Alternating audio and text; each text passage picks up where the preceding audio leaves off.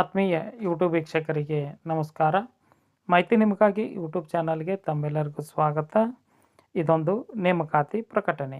UPSC ಮೂಲಕ engineering service ಪರೀಕ್ಷೆಗೆ ಅಧಿಸೂಚನೆಯನ್ನು ಹೊರಡಿಸಲಾಗಿದ್ದು, ಆನ್ಲೈನ್ ಮುಖಾಂತರ ಅರ್ಜಿ ಸಲ್ಲಿಸಬಹುದಾಗಿದೆ.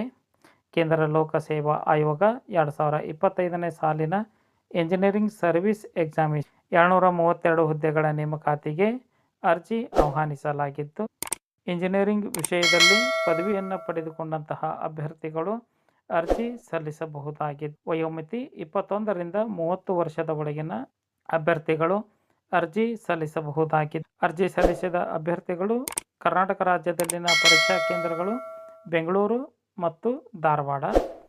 ಮುಖ್ಯ ಪರೀಕ್ಷೆ ಬೆಂಗಳೂರು ಮಾತ್ರ.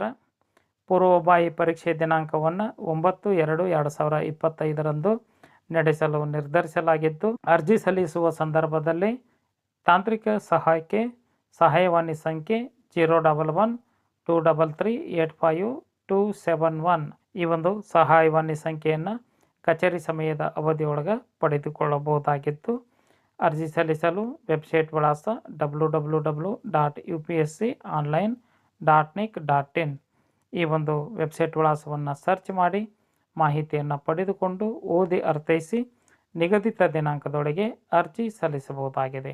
8/10/2024 ಒಳಗಾಗಿ ತಮ್ಮ ಅರ್ಜಿ ತಲುಪುವಂತೆ ಇರಬೇಕು.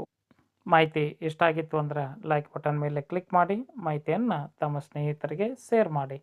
ಯಾರಿಗಾದರೂ ಈ ಮಾಹಿತಿ ಉಪಯೋಗ ಆಗಬಹುದು. ಕನ್ನಡ ಜ್ಯೋತಿ ಟೆಲಿಗ್ರಾಮ್ ಗ್ರೂಪಿಗೆ ಜಾಯ್ನ್ ಆಗಿ ಸ್ಪರ್ಧಾತ್ಮಕ ಪರೀಕ್ಷೆಗಳ ಮಾಹಿತಿಯನ್ನು ಪಡೆದುಕೊಳ್ಳಿ. ಅದರ ಲಿಂಕನ್ನು ಈ ಕೆಳಗಿನ ಡಿಸ್ಕ್ರಿಪ್ಷನ್ನಲ್ಲಿ ತಮಗೆ ನಾನು ಕೊಟ್ಟಿದ್ದೇನೆ. ಎಲ್ಲರಿಗೂ ಧನ್ಯವಾದಗಳು.